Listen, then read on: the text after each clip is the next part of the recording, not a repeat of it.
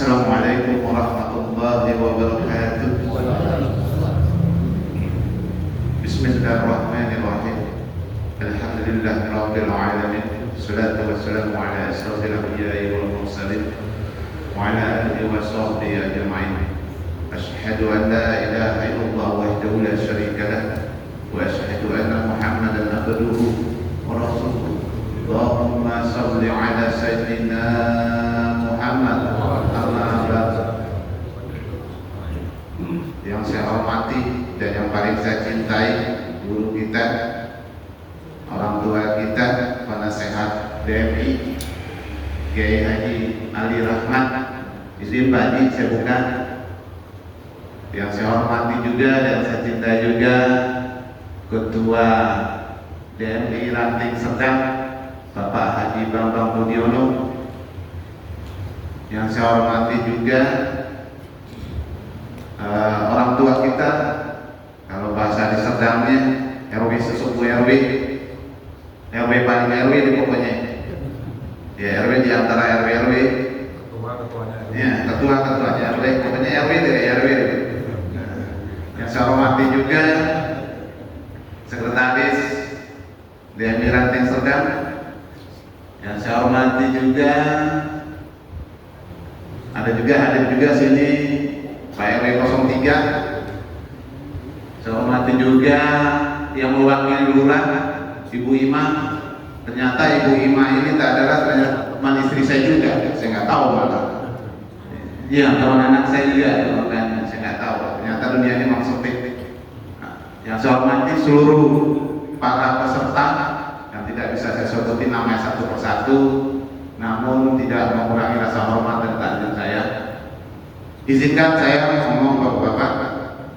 Pertama dan paling utama, marilah kita panjatkan puji dan syukur atas kehadiran Allah Subhanahu wa Ta'ala yang telah memberi kita rahmat, taufik dan hidayahnya sehingga kita bisa berkumpul di masjid ini dalam keadaan sehat walafiat, dalam rangka sering-sering ilmu. Bukan niat saya untuk mengajarkan atau menggurui, Pak. Mungkin di antara kita ini mungkin ada yang sudah malah lebih berpengalaman. Cuma kadang-kadang berpengalaman cuma di teori, di praktek ini nol. Dalam bahasanya saya, kita ini banyak kaya teori, miskin praktek. Betul tidak? Sering banget, makanya salah satu contoh tadi sudah punya sertifikat dua tapi belum pernah praktek teori. Nah itu berarti miskin dengan praktek itu ya. Makanya begitu kita di tujuan saya di sini saya tidak ada maksud untuk menggurui, Pak ya. Izin saya yang membukanya, Pak. Saya tidak ada menggurui di sini, hanya kita berbagi ilmu aja. Selawat dan salam tak lupa pula kita curahkan untuk baginda kita Nabi besar Muhammad sallallahu alaihi wasallam beserta keluarga, sahabat hingga para pengikutnya. Semoga telah kita mendapatkan syafaatnya beliau. Amin ya rabbal alamin. Bapak-bapak yang saya hormati, sama-sama sudah kita ketahui semua, memandikan jenazah ini adalah kewajiban orang yang hidup, hukumnya fardu kifayah. Namun ada beberapa syaratnya orang yang memandikan jenazah. Tapi bagi saya umumnya bahasa jenazah ya, Pak. Padahal bukan jenazah bahasa yang dimandikan, itu adalah mayat. Mungkin bapak-bapak tahu perbedaan antara mayat dengan jenazah, mungkin ada yang tahu nggak? Tahu nggak, Pak? Nggak ada yang tahu ya? Kenapa? Sama ya? Kenapa, Pak? Hah? Kenapa? Perbedaan antara mayat dengan jenazah, Pak? Ya satu itu ya jenazah ya mayat. Nah itu juga ya? Tapi sebetulnya ada perbedaan, Pak. Dalam bahasanya itu ada perbedaan. Kalau si mayat itu belum diurus, Pak. Artinya baru meninggal itu namanya mayat. Kalau sudah diurus, nanti sudah dikafan, sudah dimandikan, sudah dikafan, itu baru jenazah. Jadi kalau sebetulnya bahasa kita tuh yang tepat itu adalah pengurus mayat. Cuma di umum sudah terkenal pengurus jenazah ya, memandikan jenazah itu. Sebetulnya itu mayat sebetulnya, Pak. Itu kan. Terus syarat-syarat orang yang boleh memandikan jenazah ini adalah yang pertama Yang paling utama adalah itu ya, orangnya tidak ODGJ Pak, hati waras ya Pak. Iya, sehat lah ya, sehat semandi, sehat. Saya ngerti juga kalau orang yang ODGJ, aduh ngeri juga kan. Makanya itu satu paling utama. Yang kedua adalah punya keberanian atau mentalnya yang kuat. Karena tidak menutup kemungkinan satu saat dia akan menemukan jenazah yang mohon maaf meninggalnya tidak wajar. Ya itu salah satunya kita harus punya keberanian, punya mental yang kuat. Kenapa saya sempat ngomong Ustaz Farhan, izin Ustaz Farhan, kalau bisa yang mendaftar itu yang sudah mentalnya yang sudah ada ya Pak, jangan remaja masjid kita, karena saya beberapa kali mengadakan pelatihan seperti ini, yang hadir itu remaja-remaja masjid. Memang saya akui mereka itu memang semangat untuk belajar itu banget ada, benar-benar semangat. Cuma sekedar perhatian lah, untuk praktek di lapangan tidak ada, nggak ada, belum ada yang berani. Makanya saya sarankan ke Ustaz Farhan, kalau bisa memang yang itu yang kita ini yang udah ada umur deh Pak. Iya, biar kita tahu juga gue akan ngelakuin ini nih kan gitu ya Pak. Mudah-mudahan ya Pak. Nah terus yang kedua adalah orangnya harus amanah. Iya, itu paling utama Pak. Bisa jaga mulut, nggak banyak ngoceh Pak. Itu paling utama. Jangankan kita ngomongin airnya jenazah, ngomongin tai lalat aja kita berdosa, apalagi ngomongin air. Itu paling utama tuh. Saya berharap kalau bisa setelah memandikan jenazah pasti ada aja tuh yang nanya, tadi gimana tuh jenazahnya? Jadi kita bacing-bacing Pak, udah pasti tuh. Ada aja kendaraan di jalanan, atau di mana ke? Atau kita pulang dari mandi jenazah, ngopi dulu di warung orang, atau ditanya orang itu jenazah tadi gimana? Jadi pancing kita juga pasti. Nah saya berharap kita bisa menjaga mulut kita, mending lebih baik diam ya, atau bilang bagus saja bilang. Nah tapi sebaliknya kalau ketemu jenazah yang bagus dimandiin, itu lebih baik ya. Diomongin orang Pak, lebih baik, lebih bagus. Apalagi jenazah meninggalnya senyum, ketawa, melihat kita kayak kita digodain gitu, kita kayak diketawain sama beliau gitu ya. Nah itu lebih baik ceritakan. Kalau saya orang kepo Pak, dalam arti kalau kepo begitu tuh, kalau jenazahnya seperti itu pasti saya telusuri orang, saya lari amalannya apa. Ada terakhir Pak, ini sangat luar biasa ya. Terakhir ini cerita pribadi saya Pak. Kemudian saya juga sering bawa ambulan juga keluar kota. Terakhir saya bawa jenazah ke Semarang, saya ambil dari Bekasi. Ini perempuan ya, perempuan, saya bicara perempuan ini saya bawa dari Bekasi dari rumah sakit. Jenazah ini belum dia pakai, masih dalam keadaan pakai baju. Datang ke Bekasi itu untuk kakinya, mohon maaf, beliau ini punya pula kakinya akan diamputasi. Di dalam ruangan rumah sakit, beliau itu aja di dalam rumah sakit baunya luar biasa, bau amis. Ya, logikanya setelah meninggal masuk dalam ambulan, belum sedia pakai, harusnya baunya lebih ini ya. Ada di ruangan kecil, mobil AC dalam bulan nyala, belum dibungkus belum apa, harusnya baunya sangat menyengat banget. Harusnya pakai akal sehat kita. Tapi mau Allah dibalik Pak, itu mobil di dalam jadi wangi banget. Jadi wangi sepanjang jalan saya dari Bekasi sampai ke Semarang. Perjalanan saya cuma 4 jam Pak. Tidak, saya nggak masuk logika. 4 jam sudah dipotong dengan saya kopi Pak. Di RSCS tempat kopi. Perjalanan itu dari Semarang sampai ke dari Jakarta dari Bekasi cuma 4 jam. Coba ke orang, kalau bukan orang baik nggak mungkin terjadi seperti itu. Saya sampai penasaran, saya tanya sama keluarga yang ikut, ada yang bawa parfum, ada yang bawa kembang, nggak ada. Berarti kan sama dari rumah sakit Pak. Ya benar juga ya. Dari rumah sakit ini loh bawa kembang kan gitu ya.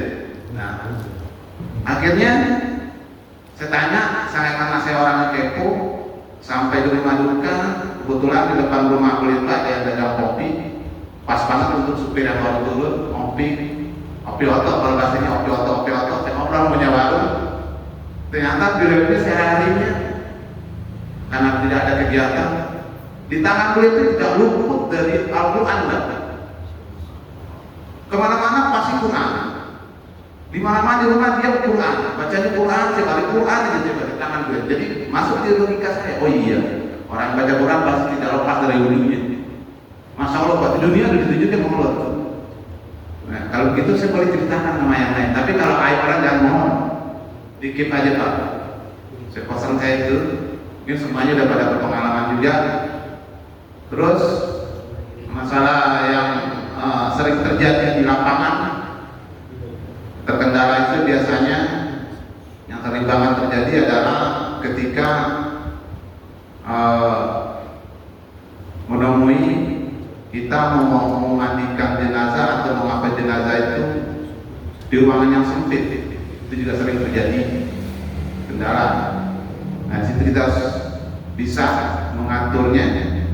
Biasanya kita itu digelar dulu, digulung lagi, itu sering terjadi. Ya, itu mental kita jadi diajar. Nah, selanjutnya Pak, kita sebagai petugas pemandian jenazah jangan sampai ngerepotin suhibul musibah. Karena suhibul musibah ini kebanyakan Pak, terjadi musibah di rumah itu jangankan hanya gunting Pak. Kadang-kadang kacamata ini pakainya ditanya Pak. Sering tuh.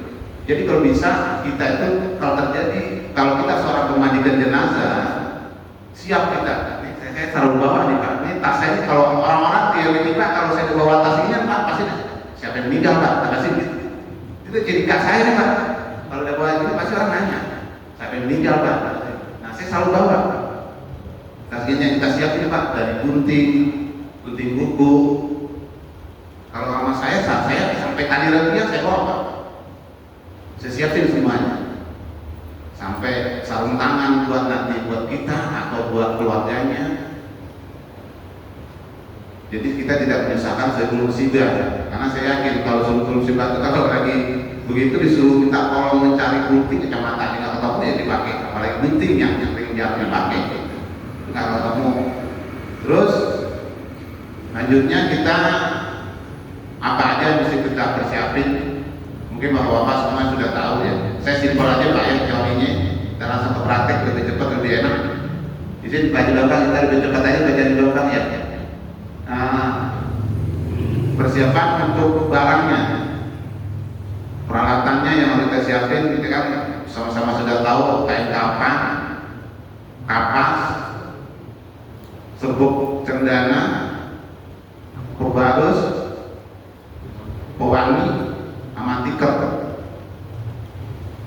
Nah itu kalau bisa, sekarang banyak banget Pak ukur-ukurannya, tikar itu sama kain kafan itu. Kalau Bapak menemui kain kafan yang lebih kecil, laki-laki itu kan dipotong 3 ya, semuanya pada tahu ya. Laki-laki dipotong 3. Kalau menemui kain kafan yang kecil, satu saat Bapak mungkin bakal ngalamin menemui kain kafan yang kecil tidak mencukupi buat jenazahnya, buat si mayit itu jadi potongnya jadi potong 5 nanti bukan potong 3, cuma itu kan 3. Yang satu itu kita tempel 2 tuh. Kayak Mona hitungannya ditempel begini, itu hitungan 1 tuh. Hitungannya harusnya kan 1 selembar tuh begini ya, anggap 1 selembar tuh begini ya Pak. Kita tempel 2, kita geser sedikit segini. Jadi hitungannya hitungan 1 supaya itu tutup semua. Terus satu saat yang sudah ngalamin di lapangan akan ketemu. Oh iya.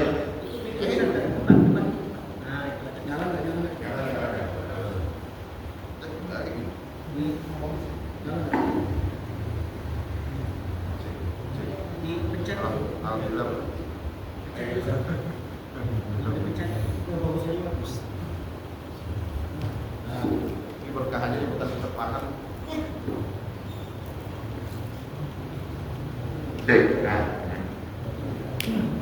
Ya.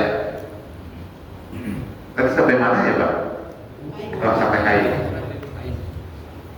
Agak lupa juga saya Pak faktor ukur ya. Kain yang selembar itu Pak, yang tadi hitungan saya bilang tadi potong 2 tadi, di kotak arsa kita biasanya potong cuma 3. Jadi potongnya 5. Yang 2, yang di atas 2, numpuknya digeser sedikit begini, tapi hitungan 1 itu apa? Hitungannya kita nyambung. Cuma karena kita boleh ada jahitan, kita nyambung seperti ini. Geser begini aja jadi supaya kelihatan lebih legal. Itu satu saat akan menemui bapak-bapak. Mungkin sini sudah ada menemui orang menghadapi mengapa ini orang lumpuh. Kadang-kadang kain kapan yang standar aja nggak cukup, apalagi kain kapan yang kecil. Nah itu dipelajari sudah, nanti mungkin akan saya kasih tahu juga pas di praktek. Terus selanjutnya sampai sini ada pertanyaan dulu Pak? Bangga, sampai sini mungkin yang kurang misalkan ya, itu kain kapannya kecil, dia itu harus dilapis jadi satu kan? Iya. Tapi kalau kain kapannya kurang itu sekitar. Ya kita harus siap beli lagi Pak. Harus siap. Iya, kita harus siap itu Pak. Dia mau beli lagi, jauh lagi atau gimana? Kalau di tempat saya memang udah siapin Pak. Jadi kain kapan itu udah saya beli masih belum 1 gulung itu. Betul. Jadi nggak repot-repot lagi. Saya bawa aja itu 1 gulung. Saya tahu, 1 bal itu 50 meter panjangnya Pak. Iya, biasanya 1 bal itu dibagi jadi 4 Pak, buat 4 jenazah doang Pak. Iya. 4-5 jenazah. Iya. Kalau 5 kayaknya terlalu mepet itu Pak. Saya makanya dari ukuran panjang kecilnya yang si jenazah sih. Iya. Nah, makanya Pak, kalau saya tuh terkait masalah kapas juga, terus masalah kain kapan, saya begitu dikabarin ada meninggal, saya akan nengok ke dalam, saya takziah dulu Pak. Nah di situ saya pasti melihat kondisi jenazahnya bagaimana sebelumnya, kita meninggal kenapa, pasti saya tanya Pak. Itu terkait masalah kain kapan sama kapas. Ya mohon maaf, kalau dia meninggalnya ada bekas luka, kita tuh butuh kapas yang lebih banyak Pak. Itu udah basi ya Pak. Terus yang kain kapan tadi kaitannya, kalau kita pasti udah kelihatan bahwa benjolannya lebih gede, kain kapan kira-kira cukup apa enggak? Itu kita harus itu Pak. Oh ya, salah satu lagi yang sering terjadi adalah Pak, di mata masyarakat itu sering ini kayaknya suaranya jelas ya Pak. Pecah.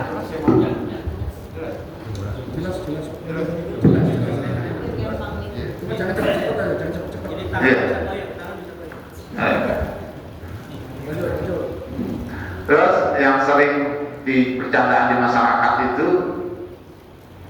kok berani ya Pak mandi jenazah? Emang nggak dimimpiin malam nih? Sering banget ya Pak? Sering nggak tuh masyarakat yang bertanya begitu? Nah itu banyak memang, saya akuin. Itu mereka itu sebetulnya salah menurut saya sih Pak. Kenapa bisa terjadi seperti itu? Kebiasaan mereka itu salah. Salahnya artinya begini, sebelum jenazah dimandiin ini, kebanyakan yang terjadi dimimpiin seperti itu adalah mau dimandiin aja, mentang-mentang tugasnya dimandiin aja. Nggak ada kirim-kirim Al-Fatihah dulu, nggak ada taziah dulu. Kalau saya enggak, jadi untuk menghindari itu, saya punya saran. Sebelum dimandiin, mohon dia kirim doa Al-Fatihah buat almarhumnya, supaya tidak ada dimimpiin Pak. Tapi alhamdulillah selama ini saya belum pernah dimimpiin loh Pak. Belum ya, belum. Alhamdulillah jangan sampai pakai, Alhamdulillah mudah-mudahan mimpinya biar jangan itu dah. Beda sepi lah. Beda sepi. Waduh, udah kaki itu Pak ini. Iya. Ya udah kaki itu. Ya gitu kita jenazah deh ya, macam-macam jenazahnya. Mungkin Bapak ada yang mau bertanya lagi Pak, silakan. Iya silakan. Saya mau bertanya bagaimana pas kalau meninggalnya itu tidak tahu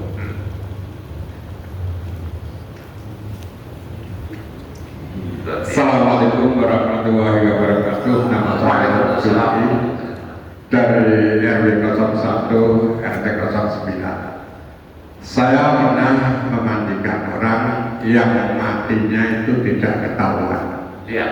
Sehingga meninggalnya itu bukan melayaknya orang meninggal, kakinya nangkring. Iya. Nah ini yang agak susah. Terus caranya bagaimana untuk meluruskan kaki bahkan tangannya, karena pada waktu itu saya sendiri juga masih deg-degan. Kita manggil siapa? Ya. Ternyata saya urus sedikit-sedikit, lama-lama bisa agak lempeng. Tapi ya tetap nggak bisa sesuai apa yang kita inginkan, tapi tetap agak bingung sedikit. Terus kebetulan itu saya pulang ke Jawa, tanya orang sono, Pak, kalau orang meninggal nangkring itu cara mengelempinginnya gimana? Bunganya bagaimana? Itu jawabnya gampang. Apa Pak? Mati ya mati, layaknya orang mati. Jangan begitu, saya coba Pak. Mati ya mati, layaknya orang mati, jangan kalau orang ngopi. Dan nangkring itu kan kalau orang ngopi ya, saya kan kita nggak ada doanya, udah begitu aja dicoba. Ternyata ya alhamdulillah, bahkan kita memandikan jenazah itu ya dibilang lama ya alhamdulillah, dibilang enggak ya memang lama, karena sudah mengikuti 2 pelatihan, pertama di RW 01, kedua di Rumah Sakit Islam, dan sama-sama mendapatkan sertifikat. Bahkan pernah kejadian pada waktu COVID itu setiap hari saya paling enggak 2 meninggal, 2, 3, 2, bahkan sekretnya yang dari Asuro 2 itu meninggal kena COVID. Saya nggak tahunya sudah seminggu, Pak, Bapak ini sudah meninggal kena COVID. Maka saya nggak dikabar itu, orang langsung dibawa ke Tangerang. Ya saya nggak tahu. Nah itu yang saya kira, memang pada waktu COVID itu saya benar-benar panen memandikan mati. Bahkan ahli yang memandikan itu takut, katanya takut kena COVID. Saya bodoh amat, mati hidup semua awal yang mengatur, cuma begitu adanya saja. Mungkin itu saja dapat kami sampaikan. Assalamualaikum warahmatullahi wabarakatuh. Waalaikumsalam warahmatullahi wabarakatuh. Baik Pak, masalah itu tadi doanya Bapak bilang tadi, tanya ya Pak, intinya doanya ya Pak. Kalau mau ngomongin tadi saya belum pernah dengar tuh Pak, bahasa Jawa tadi tak nanti situ Pak, mati ya mati itu kan nanti saya Pak, maaf. Nah ujung-ujungnya diajak ngopi ya Pak. Umumnya sih Pak, yang dibacain itu adalah sholawat dan 2 kalimat syahadat Pak. Sholawat dulu diakhiri dengan 2 kalimat syahadat. Sembari dulu. Nah kalau yang sering terjadi kan tangan begini ya Pak. Biasanya kan dari mana-mana tangan sudah begini Pak. Cuman sebelum disolawatin dan 2 kalimat syahadat itu Pak, lebih baik ini dulu mesin dulu Pak. Tekan sini kita. Biasanya kaku dari uratan sini. Di dalam mesin dulu, ditekan-tekan dulu uratan sini. Nah cara nariknya itu tadi dipegang, pelan-pelan Pak. Jangan disakiti semua, jangan dipaksa. Tapi kalau kita sudah mencoba berapa kali sampai berkali-kali, kalau memang tak mau deh, jangan dipaksain Pak. Jangan disakiti. Saya nggak mau tuh yang begitu dipaksain. Paksakan ada orang yang sampai bunyi grok, nah saya nggak tega Pak. Saya nggak mau, nggak boleh juga, makanya saya nggak mau maksain Pak. Tapi yang udah biasanya kalau sudah kita sholawat itu kita syahadat, biasanya ikut Pak. Apalagi kita bantu dengan ngelemesin di sininya, biasanya ikut udah. Tapi jangan lupa sholawat dan 2 kalimat syahadat. Di sholawatnya dulu baru 2 kalimat syahadat. Ada juga ilmu lain menyatakan itu harus tahan perut Pak. Itu daerah ini hitungannya dari kebatinan berbeda ya Pak. Beda-beda ya. Mungkin semua orang nggak ada alamin gitu. Sama kaki juga begitu Pak. Pas di di dengkulnya, persediaannya pokoknya intinya deh yang harus dilepasin begitu dulu, pada dilurusin pelan-pelan. Semuanya digituin aja. Insya Allah bisa lurus, insya Allah. Ya terus sering banget terjadi matanya yang mohon maaf ya Pak, matanya yang masih kebuka, sering juga terjadi. Nah itu tadi itu juga begitu Pak. Selawati dengan 2 kalimat syahadat. Tutup pelan-pelan, insya Allah. Tutup kan? Mungkin Ustaz Wahyu mungkin punya pengalaman. Nah, Pak Wahyu mungkin silakan Pak Wahyu. Iya, apa? Silakan Pak Wahyu. Iya, Assalamualaikum warahmatullahi wabarakatuh. Alhamdulillah, sebetulnya saya sih nggak ngerti apa-apa nih begini nih. Cuman cerita mental kita aja ya. Yang Betawi bahasanya ada Betawi lagi. Saya dari kecil hobinya ngubur sama ikut mandi. Hobinya dulu. Itu Pak Haji Busani udah almarhum pendiri Jamil Huda. Jadi kalau beliau ada yang meninggal dipanggil saya, tetap nih bantuin. Sampai ini cerita yang akhirnya saya sampai sekarang masih ingat. Ikut saya terus, pelajari ilmu yang saya kasih, pakai, nanti kamu tahu apa yang ada di dalam kitab Allah.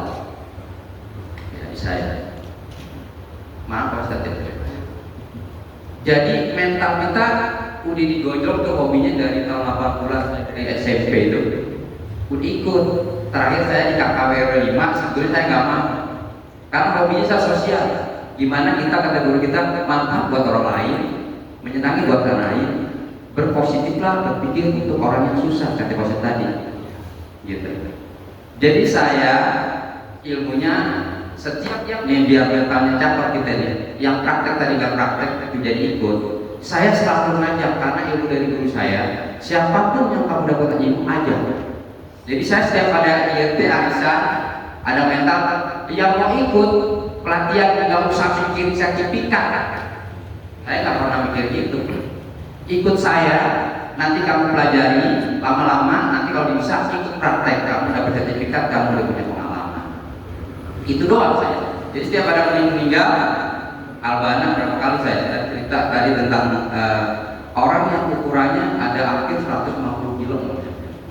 Dan saya alhamdulillah, ini karena mental saya gitu ya. Jenazah bisa kita lihat. Ini ada beban. Kayak tadi cerita kok matanya nonton gitu. Tadi benar. Kuncinya kalau kita berselawat. Pada saat kita melihat itu sebelum kita doakan, melihat jenazah yang kira-kira batin yang tahu ya, nggak usah cerita lain. Kita sendiri yang tahu. Nanti kita doakan dengan Bismillah. Bila Rasulullah SAW dengan Bismillah dengan Allah dan dia ada di Allah. Rasulullah panggil. Insya Allah terjadi ada tadi. Kemudian tadi ada cerita yang kejadian itu, namanya kaku. Insya Allah, berfayaqul Allah akan memberikan pada saat manusia lahir sempurna dimandikan dengan sempurna. Jadi ada beberapa kisah dan sampai jenazah yang rusak. Nanti kan pertanyaan tuh, kalau saya pertanyaan tadi, gimana kalau jenazahnya mayatnya cuma kaki doang? Kan ada bahasa gitu ya. Saya disuruh dulu rumah sakit amputasi di bawah kaki, kakinya diapain? Sok.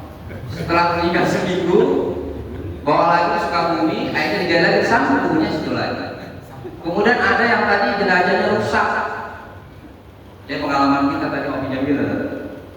Yang namanya di kita kalau kita cerita yang udah banyak temennya apa? Ya namanya udah rusak. Dari polisi aja pernah ketemu di Podomoro, teman sendiri saya ditelepon sama polisi. Lalu tolong langsung ke pemakaman saya suruh nguburin. Hal-hal seperti itu mental utama ya. Tiba-tiba ada juga Pak Ustaz yang rusak. Memang tuh rusak seminggu. Maaf nih, ini mental kita nih. Pada saat saya jenazah yang udah gak karuan. Maaf kalau udah gak karuan seminggu itu kan pada keluar. Masanya dibenerin tuh. Kita datang orang tuanya nangis tiba-tiba seperti itu, gimana Pak Ustaz? Karena dia harus memang mentalnya seperti itu, matanya kita benerin tuh. Copot, masukin lagi, rapiin. Sampai begitu alhamdulillah saya mengalami. Mungkin walau-walau itu ya kejadian seperti itu buat mental sekalian ya, sekalian mantap nih gitu. Kalau cerita masalah tadi, walau setiap kita manusia akan mati kembali lagi pada tanah. Terus ada hal yang tercium bau. Ustaz ke bau ya? Nah ini ada kita dari waktu disampaikan ke keluarga pada saat kita mencawarkan keluarga inter. Dulu bisa saya sampai juga. Saya nggak ngerti namanya daun kelor atau bidara tadinya. saya itu Pak Haji Musani almarhum tanya pada saat meninggal, Bu, keluarga internet, boleh saya bertanya, apakah ada sesuatu yang tersimpan di dalam tubuh semuanya? Itu harus ditanya, Pak. Apa dipakai bukti palsu? Tugas kita harus ambil, kan? Tidak boleh ada namanya tidak boleh ke bawah. Enggak, dulu pernah begini. Nah, pada saat memandikan, tadi selawat tadi kita pakai dengan keyakinan tadi udah hafal kita, dipakai bidara, doakan dengan selawat, tiba-tiba keluar ada. Ya, maaf ya. Alhamdulillah. Ambil, kasih ke beliau, baru kita laksanakan. Tidak menutup kemungkinan di tahun sekarang itu zaman ini juga sudah ada, tapi kan kita akan mengetahui gitu, ya. Jadi mental-mental ini yang saya cuma tekankan, bisa yang tadi kan praktek Pak Ustaz, tadi mungkin di wilayahnya pada pelit kan ya, pada pelit, mungkin pelit kalau saya, kalau tiap RT habis satu titip ke RT. Satu RT kalau bisa ada pengertian setiap ada meninggal ikut saya, praktekin terus. Jangan sampai jenazah yang gampang sih mungkin gampang Ustaz, cuman yang pada saat jenazahnya sedikit agak ekstrim. Nah tadi kita bau ya, hindari bau. Adab terhadap jenazah. Jangan sekali-kali pelatihan pasien terasa bau kotor. Itu ada. Percaya atau tidak percaya, pada saat sampai kita semua begitu, baunya nggak akan hilang selama sebulan. Percaya nggak percaya boleh percaya. Gitu ya. Jadi kalau hal yang seperti itu sepele, cara mengobatinya dalam sisi kedokteran, saya tanya bagian menunggu jenazah. Saya pernah datang, dok, kuat sih ke ruang itu, dia pakai balas, awet. Kalau kita dengan selawat dan pada saat berasa, pikirkan diri kita nanti akan seperti itu, kemudian lidahnya kita telan. Jangan sampai dibuang ya, jangan sampai dibuang. Insya Allah nggak akan merasakan baunya jenazah. Gitu. Maka saya sampai tentara dulu ada mantunya Pak Jamili, Bang Dini. Pertama jadi tentara ketemu saya jenazahnya nggak karuan. Dan sampai seumur umur saya baru Pak Ustaz diajarin sampai Jumat saya nggak sholat. Tapi ya karena itu kita harus jaga. Kitanya seperti itu. Ya, jadi jangan mengingatkan. Ini salah satu tadi ya, salah satu. Pada saat kita menghadapi jenazah dengan baca Bismillah, Bismillahirrahmanirrahim, Rasulullah SAW, dengan keyakinan kita, ibadah kita kuatkan tadi kayak Ustaz, ngaji jangan suka putus, bersolawat kepada Allah. Apapun yang kita hadapi, urusan Allah. Nambah dikit Pak. Iya, memang bau itu ada, ya. tapi bahkan dari keluarga itu ada yang kita memandikan biasanya pakai daun cendana, pakai kapur barus dan air ketimun. Iya. Air ketimun dan tiga-tiganya itu untuk mengurangi rasa bau itu bagi saya. Iya. Tapi dari keluarga itu mungkin ada salah satunya yang tidak boleh dipakai. Iya. Ini dia, maaf ya. Terus satu lagi, Iya. yang kedua tempat yang sempit itu harus dia minta dikiblatkan. Nah ini caranya gimana? Padahal orangnya mujur aja pas-pasan, apalagi saya minta dikiblatkan. Ini yang Iya. Alhamdulillah itu cakep nih. ya. Yang cakep benar. Tadi gini, ada yang beda dengan kita ya. Makanya saya tadi pada saat saya menata pakai jenazah kayak kapal, umpamanya yang kita mandi, yang kita tolong nih, kita akan membantu. Beda dengan pemahaman kita. Kok pakai serbuk cendana, Pak Ustaz? Ada maaf nggak begitu.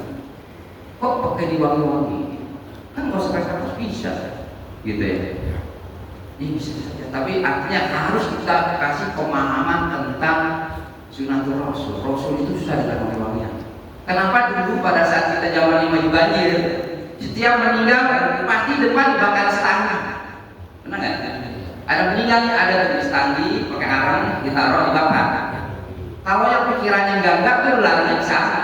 Padahal Rasulullah juga bakar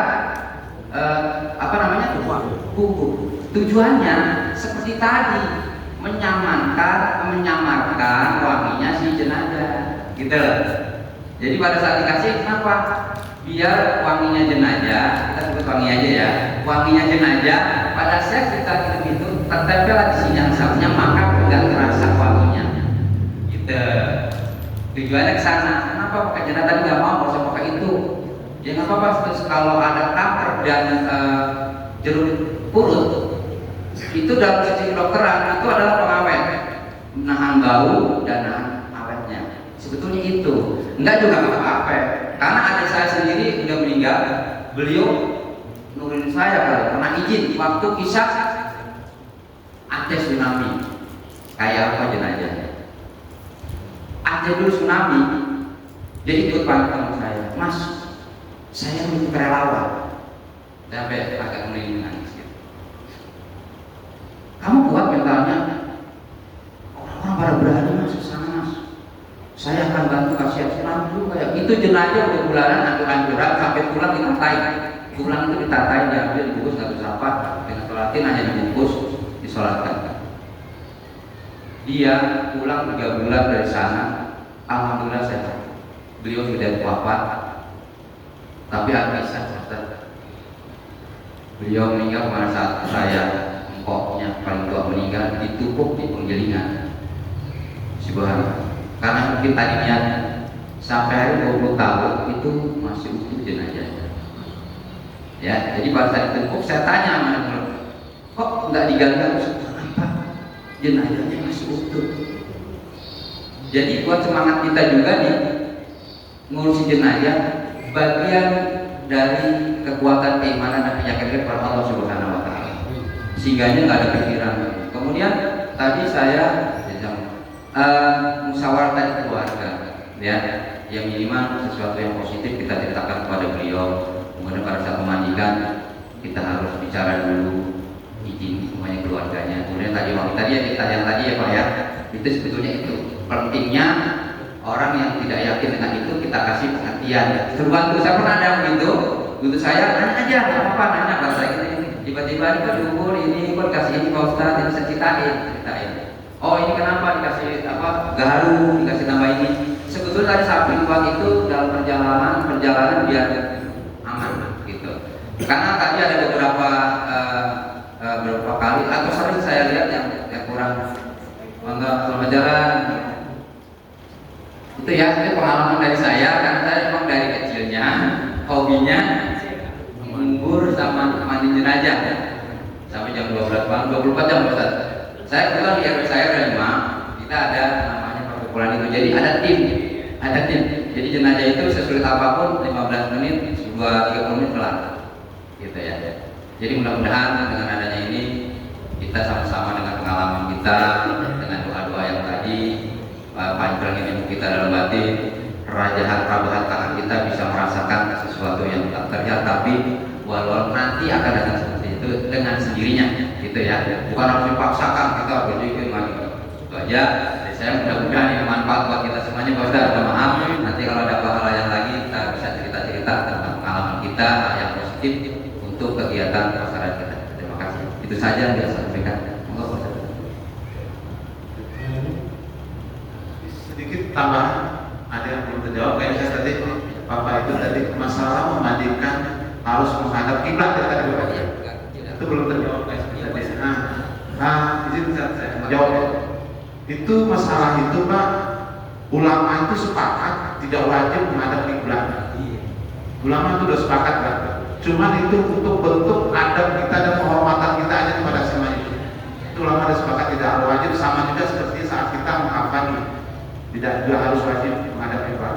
Karena kita sama-sama mengerti Pak, sama-sama paham. Hidup di Jakarta ini kebanyakan rumahnya alhamdulillah bisa masuk motor ya Pak. Alhamdulillah bisa masuk motor Pak. Kadang-kadang aja kita jalan kaki harus sendiri. Iya Pak, karena kita menghadapi seperti itu. Jadi kita nggak harus wajib menghadap kiblat. Karena ulama sudah sepakat seperti itu Pak. Ya. Yang lain mungkin ada bertanya Pak. Ya. Gimana? Mohon maaf.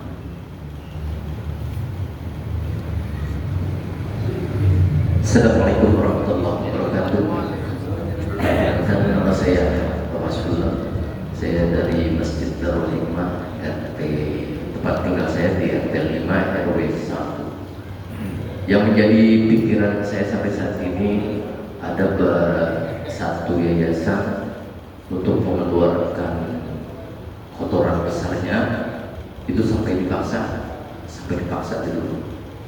Jadi dia masukin air dari selang terbubuhnya. Nah ini perut ditekan. Di situ saya melihat, karena saya nggak berhak ya, karena itu dari yayasan tersebut.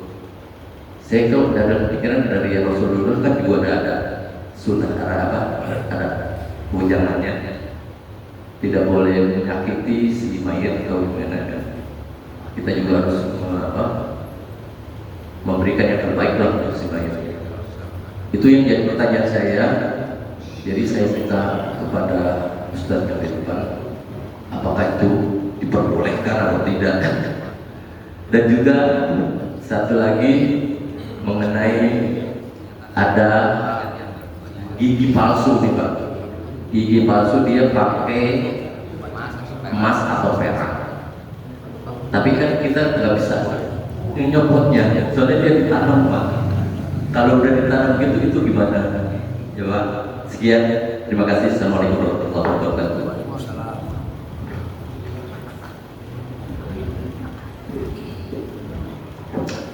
Iya, saya jawab tadi pertanyaannya. Memaksakan mengeluarkan kotoran, ini maaf ada rahasia. Rasulullah tidak memaksakan, karena pada saat kita sentuh keras sedikit aja. Ya Allah, Rasulullah aja berteriak dengan sakitnya itu. Tahu caranya? Beberapa saya ajarin kepada teman-teman. Ini keyakinan yang saya dapat. Tapi nyatanya pas ngeliat beliau yang ikut saya, kok bisa gitu.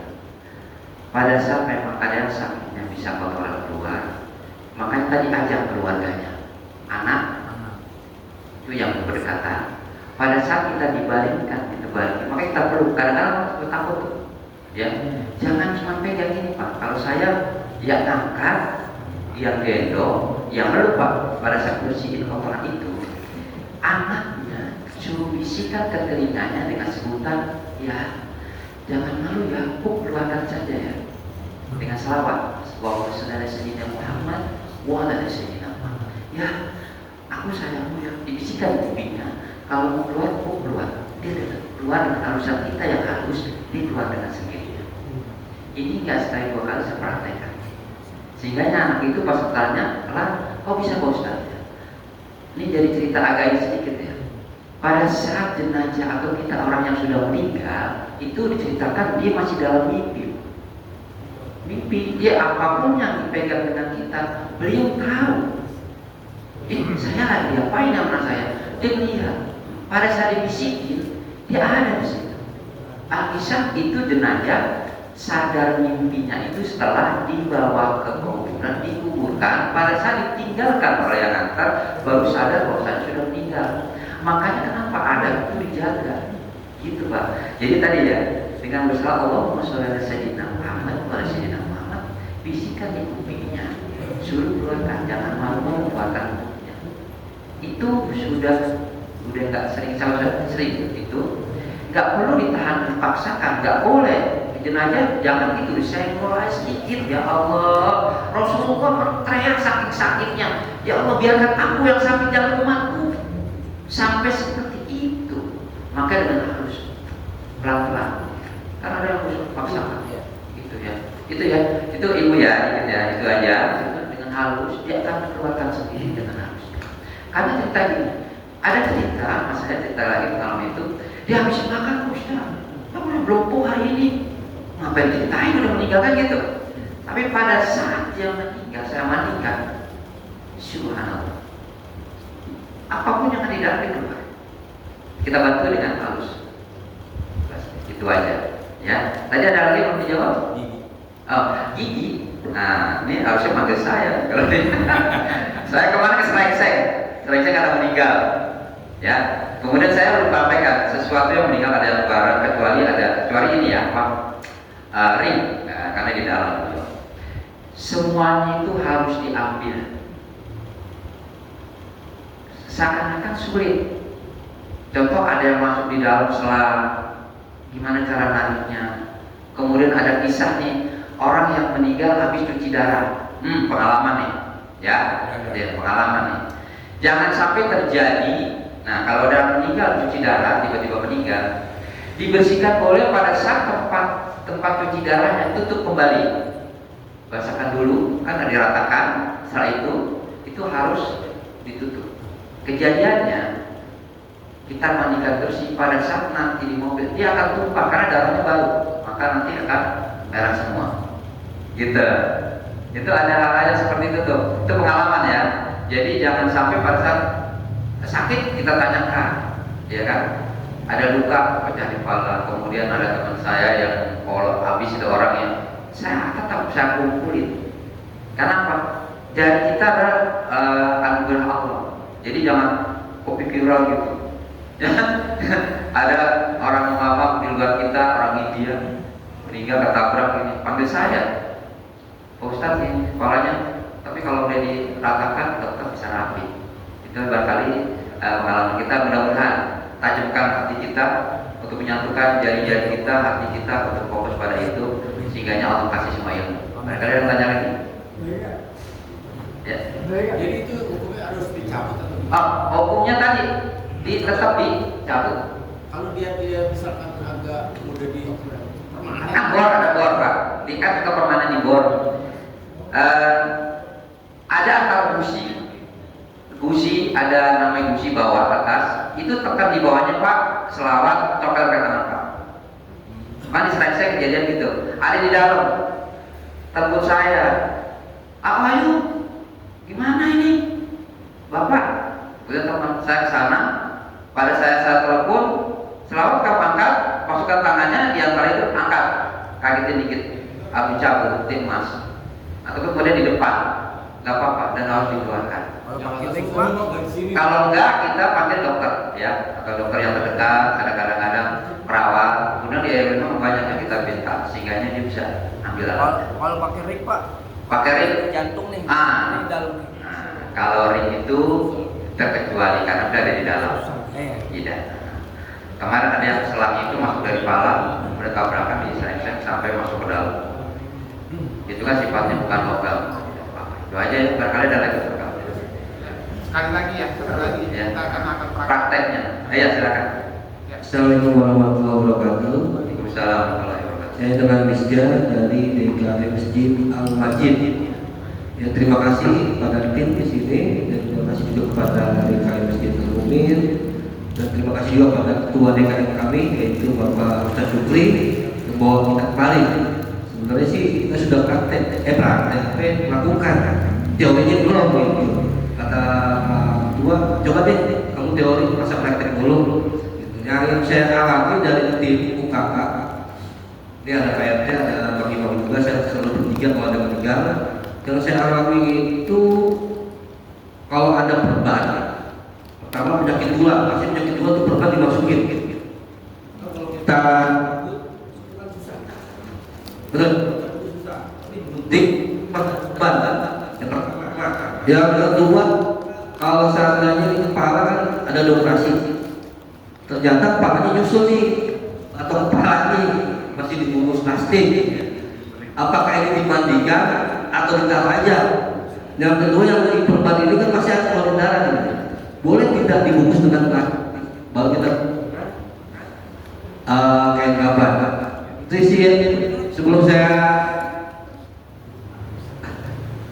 itu yang saya temukan gitu kan, apalagi yang sejauh kayak begini lebih parah lagi daripada saya kan dengan kanker segala macam. Itu juga saya melakukan itu, saya tanya dulu dengan ulama boleh atau tidaknya, karena saya takut istilah kata gimana gitu.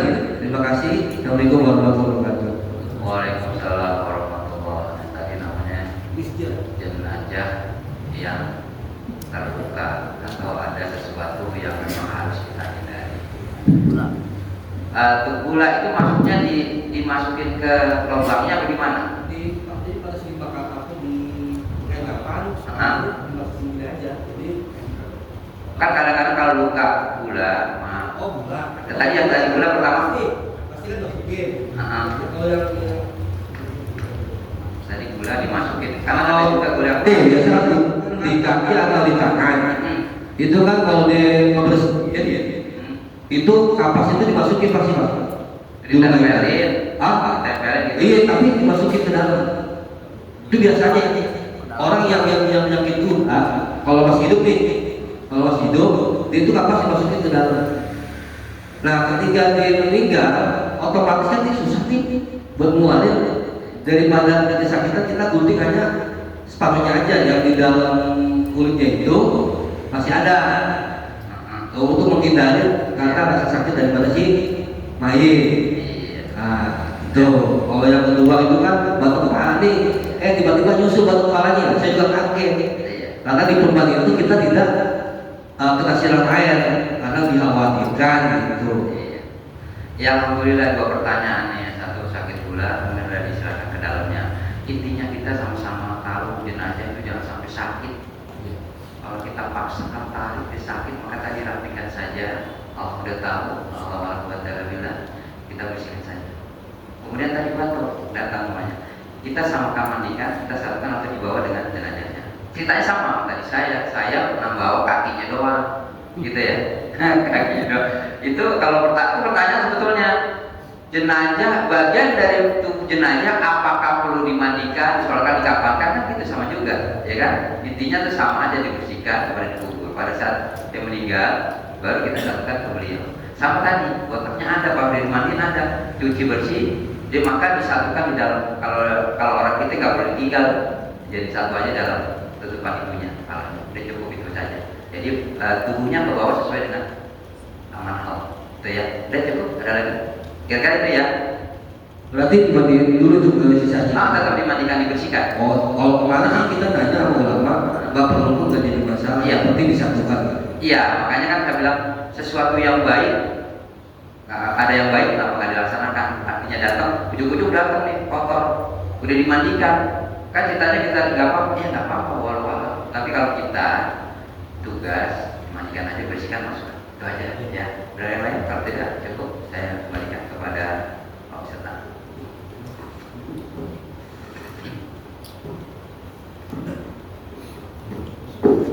Baik Bapak-Bapak, sepertinya kita cukup ya untuk seksi tanya jawab ya. Karena mengingat waktu juga jam 9:30 kita akan praktek.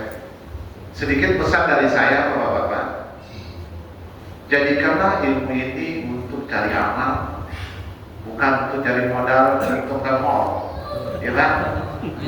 Ya. Jadikanlah ilmu ini jadi ibadah, bukan untuk jadi bandar. Iya Pak, itu pesan saya Pak. Jadi saya memang target saya adalah ingin merubah mindset orang itu bahwa membandikan jenazah itu harus berbayar. Kita rubah itu Pak. Jadi kita berharap orang memanggil kita itu di pikiran mereka itu tidak ada duit itu. Saya berharap seperti itu. Karena mindset orang itu pasti membandikan jenazah harus bayar. Padahal kita nggak seperti itu harusnya. Jangan sampai gitu ya Pak. Terlepas dari itu, kita sudah pulang ada nganterin amplop ya terima. Itu mah terjadi kita, benar nggak? Iya, ada yang nganterin amplop ke rumah itu beda. Tapi kita mau berangkat kita pasang tarif dulu, nah itu mah beda. Itu rental mobil Pak kalau gitu, ya Pak. Kita berharap seperti itu, ya. Semoga ilmu yang kita dapat nanti. Tapi saya rasa semuanya ini sudah pada ngerti dan sudah pernah mengalami. Nanti sudah pernah ikut memandikan jenazah, minimal mungkin orang tua kita sudah pernah kita kan, terima kasih insyaallah. Terus kita lebih baik angka baiknya sekarang karena tidak waktu juga kita langsung praktek ya Bapak ya. Ya, prakteknya sekarang kita praktek memotong kain kafan dan mengukurnya, ya. Alhamdulillah saat ini mediatornya kita orang langsung Pak. Kalau zaman saya dulu gedobong pisang Pak, sekarang kayaknya gedobong pisang susah. Sekarang bilang orang langsung. Saya bawa baca mesin saya Pak, alhamdulillah ada nih Pak. Berapa kesini Pak? Berapa sini? Nah, Masya Allah nih umur panjang nih pakai. Udah berapa kali jadi mediator nih pakai?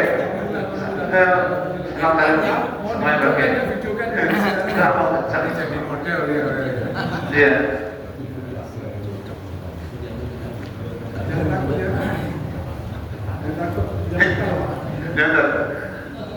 Izin Bapak-Bapak semua jemaah untuk niat dan doa mengunduhi jenazah sudah ada yang pada tahu semua ya? Belum ya? Berarti saya bagiin aja deh ya. biar diapalin, dibaca. Lafal tak tolong apa? Bagian apa? Dibagiin apa? Kalau saya mah selalu ada di dalam saya kan. Cukup, insya Allah cukup, masih banyak. Ya dibagiin semuanya kayak jemaah. Semuanya nanti ya Pak. Ya, yang ada semua jemaah tolong dibagiin. Saya tadi Ya, buat pakai biar dikoreksi. Iya, buat koreksi bagi jangan ada dikoreksi bagi. Semuanya apa?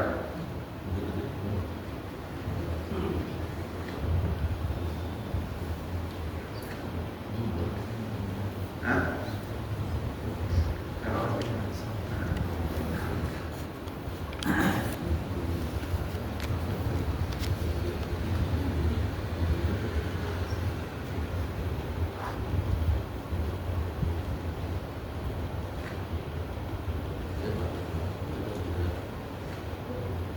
Jadi bapak-bapak, kita saat ini langsung potong kain kafannya, gimana cara potongnya, ngukurnya, kita langsung mengkapan di tempat mandinya belakangan supaya kita nggak bolak-balik ke dalam masjid Pak.